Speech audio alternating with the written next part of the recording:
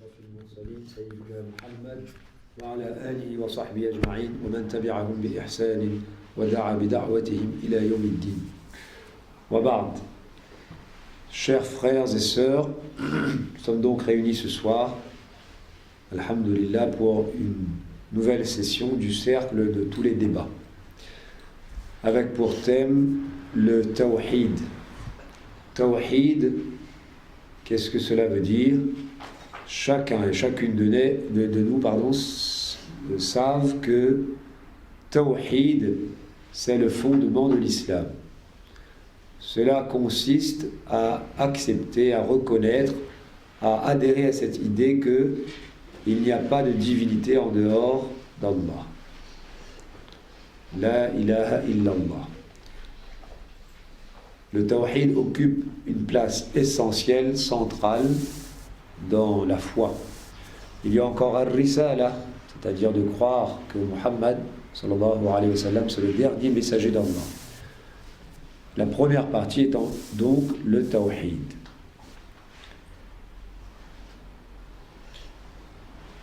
Reconnaître qu'Allah subhanahu wa ta'ala est seule divinité. La ilaha illallah. Comprendre cela, ça demande de reconnaître, de comprendre ce que c'est qu'un ilah. Qu'est-ce que c'est qu'un ilah? Qu'est-ce que c'est qu'une divinité? Pour pouvoir dire que Allah subhanahu wa ta'ala, il est divin, et rien d'autre que lui n'est divin, il faut savoir ce que c'est que le divin, ce que c'est qu'une divinité. Mais avant de dire ça, avant d'aborder cet aspect des choses, j'aimerais dire qu'on sait, on dit, on a raison, que le plus grave péché, c'est de faire le shirk. C'est le contraire de tawhid. C'est-à-dire, c'est d'associer dans le caractère divin quelque chose à Allah. De dire donc que autre qu'Allah est aussi divin. Ça, c'est le shirk. Mais il y a chose encore plus grave que le shirk, c'est at-ta'til. Ta'tilullah. De ne pas reconnaître le caractère divin d'Allah. Il y a le ta'tilullah, de ne pas reconnaître le caractère divin d'Allah. Il y a donc ceux qui sont mu'attiloun. Et puis, il y a ceux qui sont mushrikoun, c'est-à-dire ceux qui reconnaissent le caractère divin d'Allah, mais qui, en même temps, divinisent un autre qu'Allah. Alors, Ibn Taymiyyah, il a écrit ça que le mu'attil, alors je sais, tout à l'heure, on va me faire passer le mot en me disant que oui, j'ai employé trop de mots arabes, mais c'était trop compliqué. Si c'est trop compliqué, n'attendez pas la fin de la session pour me le faire savoir. Faites-le-moi savoir pendant la session, surtout du côté des sœurs. Faites-moi passer un petit papier, Inch'Allah, on réexpliquera ce qui aura paru ardu. Jazakumullah. De même, si on n'entend pas bien le son là-bas à cause d'un problème de micro ou autre, faites-le-moi savoir dès les premiers instants. Jazakumullah. Ibn Taymiyyah, il dit donc que le mu'attil, il est encore plus éloigné de la vérité que le mushrik billah. C'est ce qu'on vient d'expliquer. Il y a donc le mu'attil, le ta'til, lui il fait du ta'til, et il y a le mushrik, celui qui fait du shirk. Alors chacun et chacune de nous peuvent dire que nous on ne fait pas le ta'til puisqu'on reconnaît le caractère divin d'Allah subhanahu wa ta'ala, on ne fait pas de shirk non plus. Certes, alhamdulillah, mais une meilleure compréhension de choses à propos desquelles on a déjà des aperçus, ça ne peut pas faire du tort.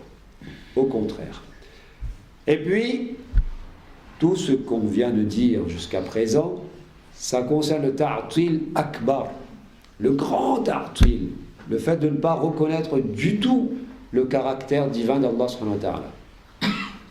Et moindre que ça, mais également grave, il y a le ta'til asghar, le petit ta'til. C'est de ne pas diviniser suffisamment Allah. On va voir en quoi cela consiste, Inch'Allah.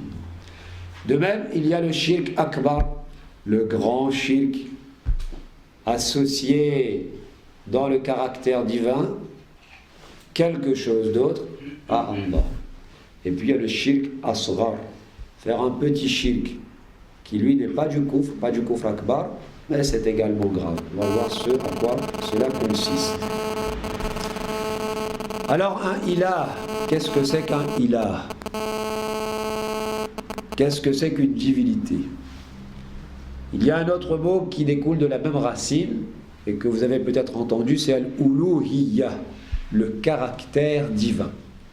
Al-ilah, la divinité, al-uluhiyya, le caractère de ce qui est divin. Jusque-là, ça va. C'est pas trop compliqué pour la réunion. Et il y a un troisième mot qui découle de la même racine, c'est ta'lih, diviniser quelque chose. Et tout ça, ça tourne autour de la même réalité. Il y a la divinité, al-ilah, al-uluhiyya, le caractère divin, et at-ta'lih, diviniser quelque chose. Tout cela, c'est lié. Le ilah, ce sera ce dont l'être humain a fait le ta'lih, dont il a fait la divinisation. Ce sera ce à quoi l'être humain a conféré la uluhiyya, le caractère divin. Tout ça est lié. Et ça nous ramène à notre question de départ, qu'est-ce qu'un ilah? Alors Shah Waliullah, qui est un grand alim de l'Inde, qui a vécu il y a 2 siècles de cela, il a écrit que vous, moi, les humains en général, ils reconnaissent la perfection. Il y a ce qui est imparfait et ce qui est parfait. Alors si on nous demande ce soir c'est quoi la perfection pour nous, on va dire être fort, avoir beaucoup de compétences, être bon, être juste, tout ça, ça relève de la perfection. Et les imperfections, ce qui est imparfait, chacun il peut comprendre, ce dont il s'agit, être faible, être malade aussi, oublier, être fatigué, mourir. Alors on laisse de côté les imperfections, on va parler des perfections. Shah Waliullah de dire que l'être humain, il reconnaît 2 niveaux déjà dans un premier temps à la perfection. Il y a le niveau qu'il reconnaît chez les humains, le niveau qu'il reconnaît chez les humains, il y a la force, quelqu'un qui est fort parmi les humains, un niveau de force humaine, quand on fait de la musculation, n'est-ce pas? Eh bien, on acquiert une certaine force physique, ça c'est un niveau humain. Et puis il y a un niveau supra-humain, ça veut dire au-dessus du niveau humain. L'être humain, il arrive à appréhender ça. Mais ensuite, dans ce niveau supra-humain, il y a encore 2 sous-niveaux. Il y a un niveau qui est vraiment très, très, très élevé. Et puis un niveau qui, sans être élevé à ce niveau extrême, il est quand même plus élevé que celui des humains. Ça nous donne 3 niveaux. Le niveau humain, le niveau plus élevé que celui qu'aucun être humain pourra jamais atteindre, mais qui n'est pas extrême. Et puis il y a le niveau de perfection extrême. Alors Shah Waliullah, il vous dit que ce niveau de perfection extrême, c'est un niveau qui ne sied, qui ne convient qu'à une divinité. Si vous accordez ce niveau de perfection extrême, en arabe, Kamal Ra'i, ça vient de Raya, Raya qui est l'extrême, l'extrémité, Al-Raya. Et là, Ra'i, extrême en tant qu'adjectif, Al-Kamal Al-Ra'i, ça n'appartient qu'à Allah subhanahu wa ta'ala, qu'à Dieu. Et je vais vous dire quelque chose. Dans le Coran, Allah subhanahu wa ta'ala, il est venu rappeler aux humains, à toute l'humanité, mais aussi aux premiers destinataires du message, premiers dans le temps, c'était les Arabes de l'époque. Et quand il est venu leur rappeler son caractère divin, plus que cela, il est venu leur rappeler le fait qu'il est unique dans le caractère divin, eh bien il y a certaines choses dont il n'a pas parlé, parce qu'ils avaient déjà ça. il savait déjà. Regardez ce verset du Coran où Allah subhanahu wa ta'ala il nous dit A'udhu billahi minash shaytanir rajim. Il parle de ceux qui ont divinisé d'autres choses que lui et il dit d'eux ittakhadhu addadan yuhibbunahum kahubbillah walladhina ittakhadhu min dunihi addadan yuhibbunahum kahubbillah. C'est bien ça le verset, pas une petite erreur dedans. Ceux qui ont pris des idoles en dehors de lui, il les aime kahubbillah, comme on aime Allah. Comme on aime Allah. D'après un tafsir, c'est kama yuhabbullah, comme on devrait aimer Allah. Ça c'est dans Fathul Qadir. Un autre tafsir, kama habbatihim lillah, en Zadul Masir, comme eux ils aiment Allah. Ça veut dire quoi? Ça veut dire que ces mouchrikoutes de l'époque, ils avaient en eux déjà cette compréhension qu'il y a un amour qui est réservé à un niveau de perfection absolue à Allah. Ou bien, pas qui est réservé, ça ils n'y croyaient pas, mais qui appartient dans ce niveau de perfection absolue à Allah.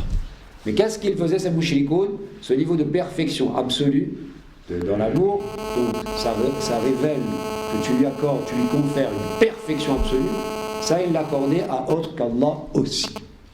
Ce que je veux dire c'est quoi? C'est que le Kamal Ra'i, la perfection absolue, il y a même des gens qui n'adhèrent pas au Tawhid, mais qui sont mouchriks, eux ils savent que ce Kamal Ra'i-là, ça sied à Allah et ça revient à Allah. Simplement, il l'accordait à un autre qu'Allah aussi. Il y a d'autres choses pareilles, dans la perfection absolue. Le fait de créer l'univers. Très peu d'humains sur Terre, ça existe quand même, mais très peu sont ceux qui ne reconnaissent pas que l'univers, c'est, du moins parmi ceux qui croient en le divin, etc. Je ne parle pas des athées pour le moment, on va y revenir tout à l'heure.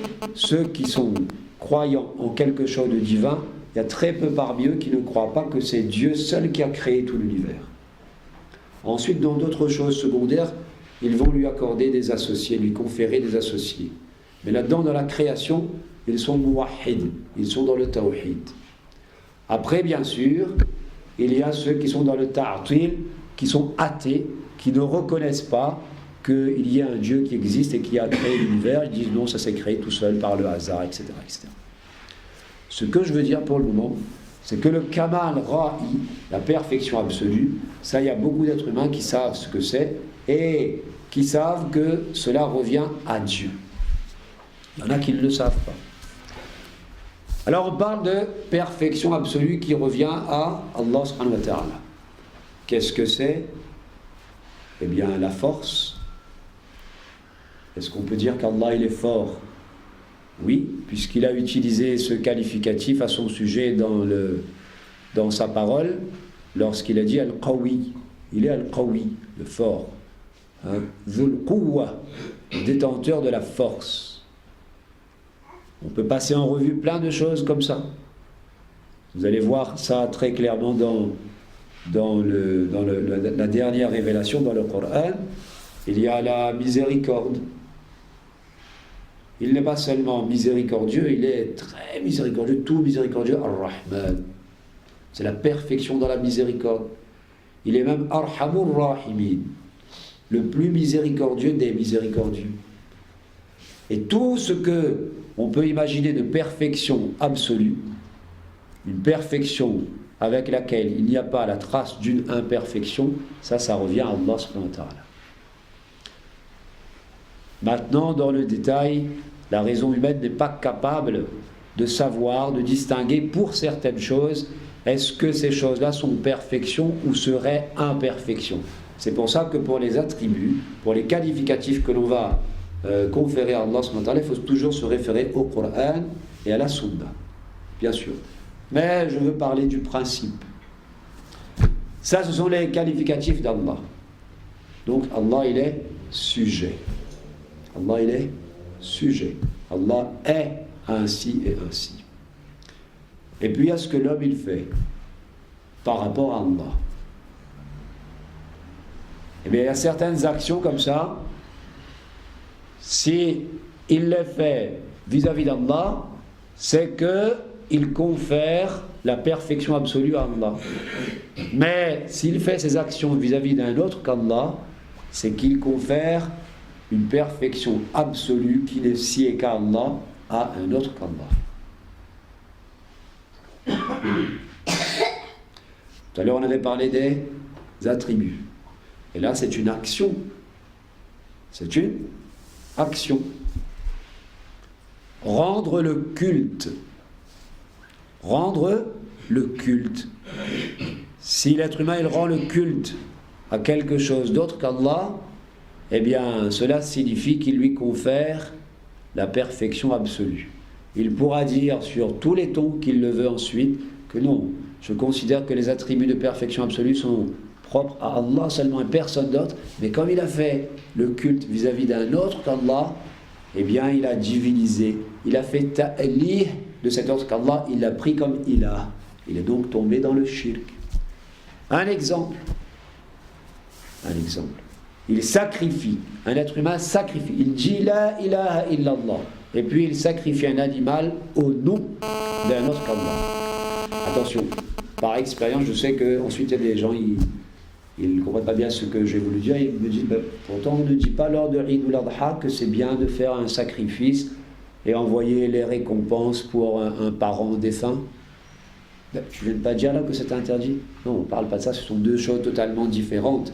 Quand on envoie les récompenses du sacrifice à un parent défunt, on a fait ça au nom d'Allah. On a sacrifié l'animal au nom d'Allah. Là, je ne parle pas de ça, là. Je parle de sacrifier l'animal au nom d'un autre qu'Allah. C'est par rapprochement spirituel avec cet autre qu'Allah. Mais celui qui fait ça, c'est une action. Et s'il le fait vis-à-vis d'un autre qu'Allah, il accorde à cet autre qu'Allah quelque chose de la perfection absolue. Il le divinise. Il y a d'autres actions comme ça. On revient donc maintenant à ta'til. Le ta'til, ne pas conférer à Allah subhanahu wa ta'ala le caractère divin. Il y a plusieurs niveaux dans ce ta'til. L'un consiste à ne pas reconnaître du tout son existence. Celui qui ne reconnaît pas l'existence d'Allah, il est athée, et bien forcément, il est dans le ta'til, et c'est le ta'til akbar. Il y a maintenant celui qui reconnaît que Dieu existe. Alors on a dit Allah, c'est le nom propre de Dieu en langue arabe. En français, c'est Dieu avec un D majuscule. Dieu le créateur. En ourdou, on dit Khuda. En persan aussi. Etc., etc. Alors il y a celui qui reconnaît l'existence de Dieu, mais il ne lui accorde rien des attributs de perfection. Ça existe. Ça existe. Soit parce qu'il dit Dieu existe, mais bon, moi je suis ici et lui il est là-bas. C'est peut-être lui qui a créé, mais bon, je ne sais pas. Je n'en sais rien. Alors son existence, j'y crois, mais je ne lui accorde rien des attributs de perfection. Ça aussi c'est une forme de ta'til, et c'est toujours du ta'til akbar. C'est le fait de ne pas reconnaître le caractère divin d'Allah, puisqu'on a dit tout à l'heure que le divin, c'est ce qui est détenteur des attributs de perfection. Jusque-là, ça va. C'est pas trop compliqué.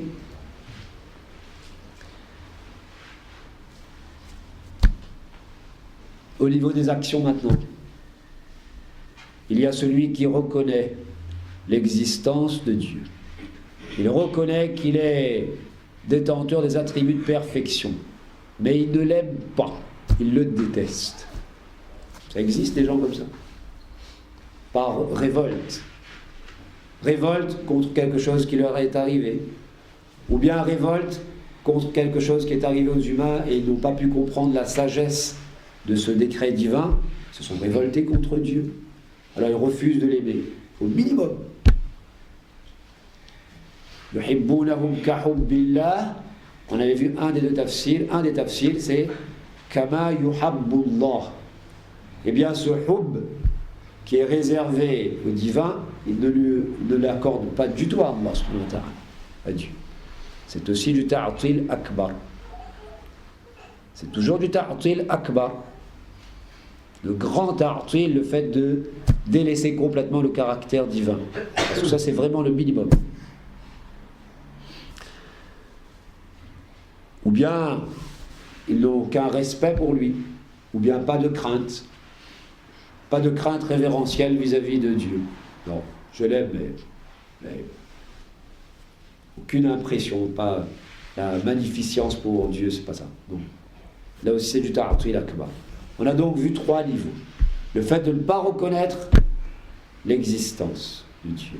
Le fait de reconnaître son existence, mais de ne pas lui accorder les attributs de perfection qui sont les siens. Force, omniscience, par exemple, il sait tout. Hein, quelqu'un dit Dieu existe, mais il ne sait pas tout. Tu es au 2e niveau là. Ta'atil akbar. Omnipotence, il peut tout. Quelqu'un dirait que non, Dieu, il ne peut pas tout. Et puis, 3e, soit vis-à-vis de Dieu, cette action-là, de ne même pas l'aimer au minimum qu'il mérite, c'est-à-dire le détester, ou bien de ne pas le craindre, c'est-à-dire s'en ficher complètement de lui. Tout ça, c'est du ta'atil akbar. Et puis, en face de chacun de ces niveaux, on va retrouver du shirk akbar. On rappelle, il y a le ta'atil, le fait de ne pas diviniser Dieu, et le shirk, le fait de diviniser un autre que Dieu. Alors, par rapport à celui qui est athée, son opposé, c'est celui qui est polythéiste. Il reconnaît le caractère divin de Dieu, mais il divinise aussi d'autres que lui, en disant clairement que non, d'autres que lui aussi sont divins. Là, c'est l'autre extrême. Il y avait le ta'atil akbar d'un côté, pour le premier niveau, et puis il y a le shirk akbar de l'autre côté, pour toujours le premier niveau. On descend au second niveau, il y a celui qui refusait de conférer à Dieu les attributs de perfection qui sont les siens, comme omnipotence, omniscience, bonté infinie, capacité de châtier, etc., etc. Et puis de l'autre côté, il y a celui qui confère un de ses attributs de perfection. On avait dit tout à l'heure ce que c'est que la perfection dans ses attributs, c'est al-kamal al-ra'i, que l'on sait n'être réservé qu'à Dieu, vraiment. Attribuer, conférer un de ces attributs-là à un autre que Dieu. C'est toujours du polythéisme, du shirk akbar. Il y en a qui sont comme ça. Il y a des êtres humains qui font ça. C'était au 2e niveau. Et puis le 3e niveau, on avait parlé de celui qui était dans le ta'atil parce qu'il n'aimait pas Dieu, ou il ne le craignait pas du tout. À l'autre extrême, il y a celui qui est dans le shirk parce qu'il aime un autre qu'Allah, comme on ne peut aimer que Allah. Yuhibbunahum ka hubbillah, ay kama yuhabbullah. Jusque là, ça va? Ensuite, il y a le 4e niveau. Et là, on va passer dans le ta'atil asghar. Le petit ta'atil, qui ne constitue pas du kufr. Ça gêne la perfection de la foi, la perfection obligatoire de la foi. Ça ne fait pas disparaître totalement la foi. Le tawhid. Et le ta'lih aussi.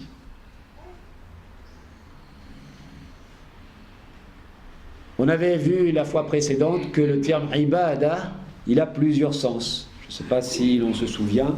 Hein, au premier sens du terme, justement, c'est diviniser. Et puis on avait vu qu'au second sens du terme, c'est faire obéir à Allah dans tout ce qu'il nous a ordonné et se préserver, l'obéir aussi, et lui obéir aussi en se préservant de ce qu'il a interdit. Eh bien, imaginez quelqu'un qui maintenant, il ne fait pas cette obéissance à Allah.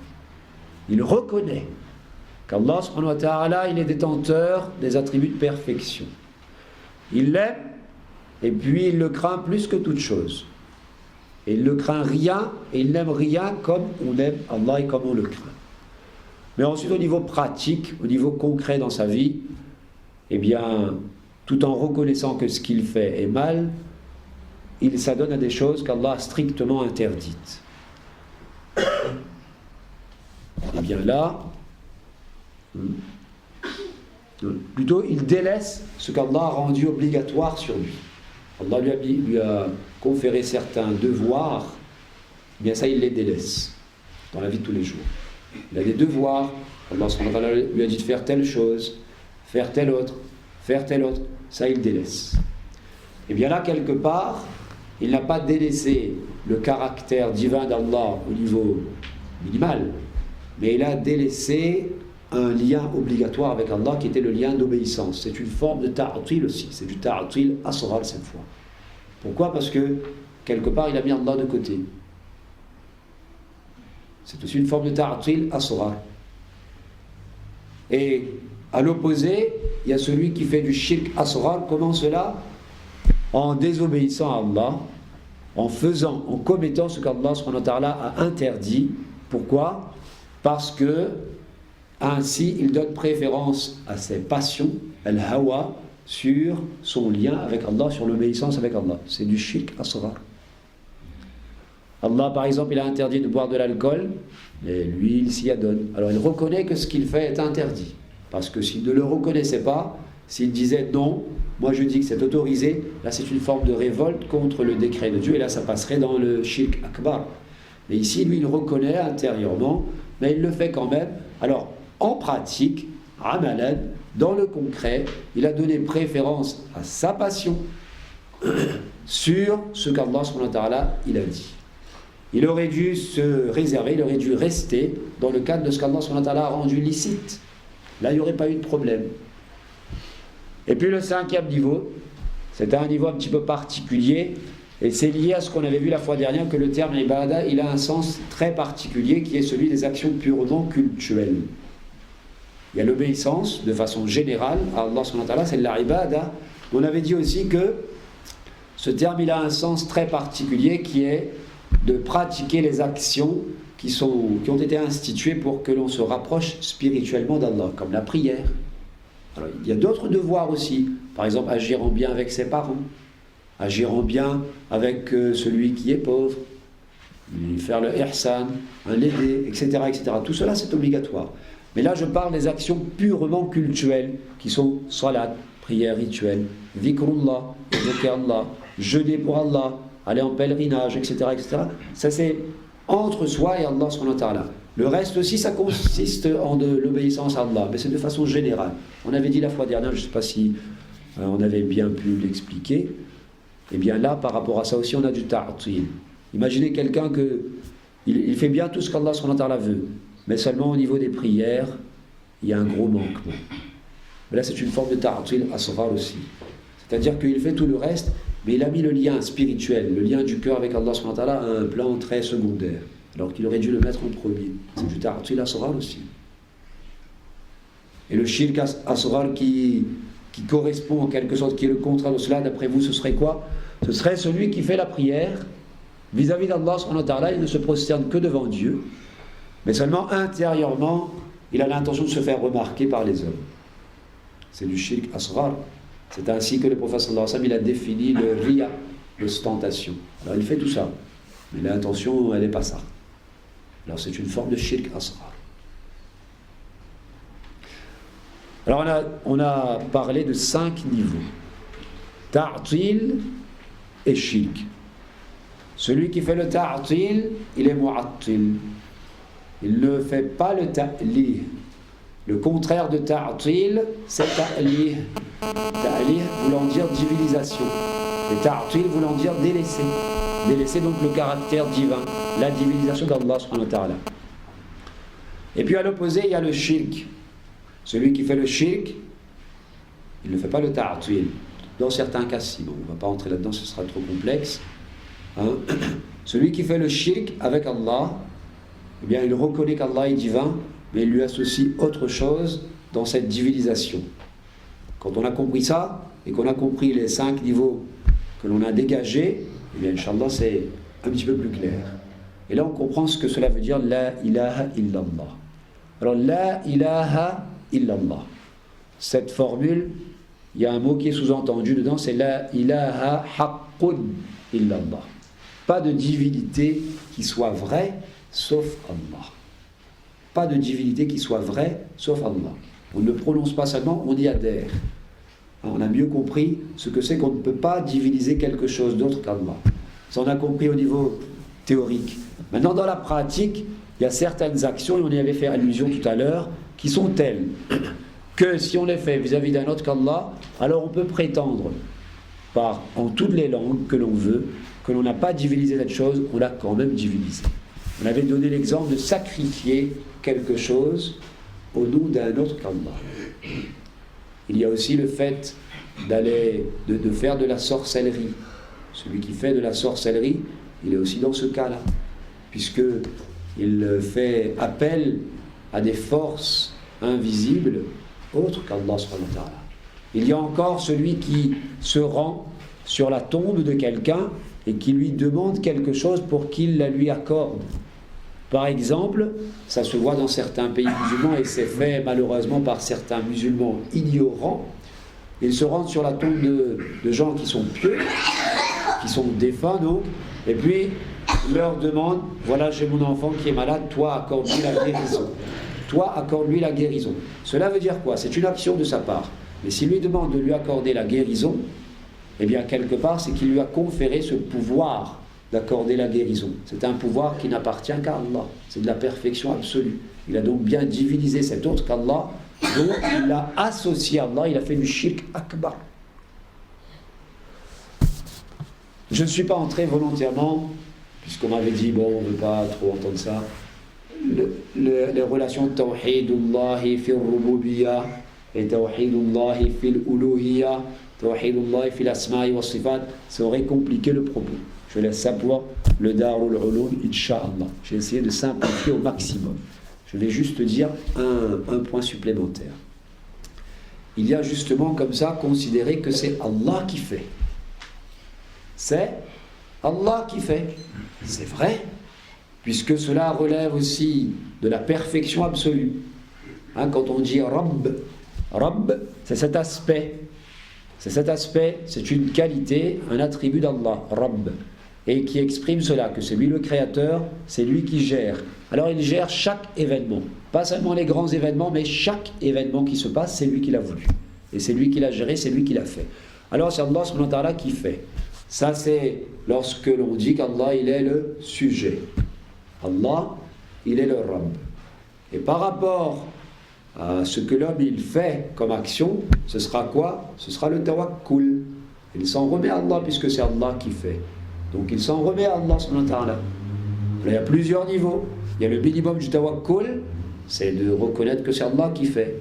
Si quelqu'un n'a pas ce minimum de tawakkul, eh bien il n'a pas du tout divinisé Allah, il est dans le ta'atil akbar. Et puis il y a la perfection dans le tawakkul, s'en remettre à Allah. S'en remettre à Allah, c'est-à-dire concrètement, dans son cœur, avoir de la confiance en Allah subhanahu wa ta'ala. Cela relève effectivement du tawhid. Mais on aurait tort de ramener tout le tawhid à seulement cet aspect que c'est Allah subhanahu wa ta'ala qui fait. On a vu quelques exemples là. C'est Allah subhanahu wa ta'ala qui fait. C'est vrai, c'est déjà une grande partie du tawhid. Mais imaginez quelqu'un qui dit cela, et puis par ailleurs il dit que tel autre, qu'Allah, il entend de partout directement ce qu'on lui adresse comme parole. Pas forcément des paroles de demande, isti'ana, mais des paroles. On lui dit quelque chose, il entend de partout. Et bien là, c'est aussi une forme de divinisation d'un autre qu'Allah, puisqu'on lui a accordé un attribut de perfection extrême, ra'i, et qui était donc réservé à Allah subhanahu wa ta'ala. Pourtant, regardez, là, cette personne, elle n'a aucun manquement dans le tawhid ar-rububiyya, dans le fait de dire que c'est Allah qui fait. Mais c'est par une autre voie qu'il a un manquement quand même dans le tawhid. Alors le tawhid, c'est justement ce qu'il faut pour ne pas être dans le shirk. Ça, nous l'avons compris, nous l'avons déjà dit. Comme le ta'lihullah, c'est ce qu'il faut avoir pour ne pas être dans le ta'atil. Un autre exemple. Lorsque un groupe parmi le peuple de Moussa, alayhi salam, lorsque ce peuple à Moussa alayhi salam les a fait traverser la mer, de quelle mer il s'agit? On laisse ça pour une autre fois, Inch'Allah. Ça pourrait être une partie de la mer Rouge. C'est un autre débat. Lorsqu'il les a fait traverser, alors une partie de son peuple, certaines personnes, ils les ont vus. Alors Allah subhanahu wa ta'ala, il nous raconte cet épisode. وَجَاوَزْنَا بِبَنِي إِسْرَائِيلَ الْبَحْرَ فَأَتَوْا عَلَى قَوْمٍ يَعْكُفُونَ عَلَى أَصْنَامٍ لَهُمْ. Ils passèrent près d'autres gens qui étaient en train de s'adonner à l'adoration d'idoles. قالوا يا موسى اجعل لنا إلها كما لهم آلهة. Ils dirent alors au Moussa, accorde-nous une divinité comme ces gens-là en ont une. Quel mot il a employé? Ilah. On a vu ce dont il s'agit. قال إنكم قوم تجهلون. Moussa alayhi salam de leur dire, vous êtes des gens qui faites preuve d'ignorance. Ce que vous venez de demander là, c'est la preuve d'une grande ignorance. إن هؤلاء متبر ما هم فيه وباطل ما كانوا يعملون. قال أغير الله أبغيكم إلها وهو فضلكم على العالمين. Bref. Ici, Fakhruddin al-Razi, le célèbre commentateur, il dit que ces gens-là, à l'intérieur de son peuple, n'ont pas demandé à Moussa de leur accorder, de leur désigner un Rabb autre qu'Allah, mais un Ilah qui ne soit pas Rabb. Ils savaient bien que ce n'est pas que Moussa aurait dit que c'est un tel autre qu'Allah qui gère les choses de l'univers. Ça, ils savaient bien, ça ne dépendrait pas de ce que Moussa il pourrait faire ou ne pas faire. Or, il lui avait dit Ij'al lana ilahan kama lahum aliha. Al-Razi souligne ça. Al-Razi de dire ce qu'ils lui ont demandé, c'est de leur accorder une divinité qui ne soit pas Mudabbir, une divinité de laquelle on se rapproche spirituellement. C'est tout. Afin qu'ensuite, croyait-il, elle pourrait intercéder auprès d'Allah. Mais regardez, là ça ne passe pas par la question de c'est un autre qu'Allah qui fait. Et pourtant c'est quand même une divinisation d'un autre qu'Allah. Ce que je veux dire, c'est que le tawhid al-rububiyyah, le fait de reconnaître que c'est Allah qui fait, ça c'est une partie importante du tawhid. Mais le tawhid, il englobe ce tawhid al-rububiyyah et il le dépasse. Il y a d'autres choses qui ne passent pas par la rububiyyah. Un autre exemple. Si on considère qu'un autre qu'Allah a le droit, a cette prérogative de décréter ce qui est licite, ce qui est illicite de façon absolue, dans l'absolu, de décréter et de faire ce qui est obligatoire, ce qui est licite, ce qui est illicite, eh bien, on a divinisé cet autre qu'Allah. Parce que ça, c'est une perfection absolue qui est le propre d'Allah. Et là, je sais, vous allez me dire, on ne dit pas d'habitude que ça, Moufti un tel a dit que c'est halal, et donc on a considéré que Moufti un tel, il a cette prérogative de rendre licite quelque chose alors. Mais non, bien sûr. Quand le musulman il dit que Moufti un tel, lui il dit que ça c'est halal. Lui il dit que ça c'est halal. Cela veut dire, d'après ses recherches faites dans la parole d'Allah et la sunna du messager d'Allah, avec toutes les interprétations qui ont été faites dans ce cadre-là, il en ressort que c'est halal. Ce n'est pas que le Moufti lui-même il a décrété, moi je dis que c'est halal. C'est ça. Alors regardez, nous avons là 3 exemples où des humains pourraient diviniser un autre qu'Allah sans pourtant dire que cet autre, c'est lui qui fait, c'est lui qui gère les choses de l'univers. Il n'y a pas que Tawhid al-Rububiyyah, la Uluhiyya, la Tawhid al-Uluhiyya est plus vaste que la seule Tawhid al-Rububiyyah. On va s'arrêter sur ces paroles, Inch'Allah. Jazakumullah pour votre attention et maintenant on écoute vos questions. Wallahu a'lam.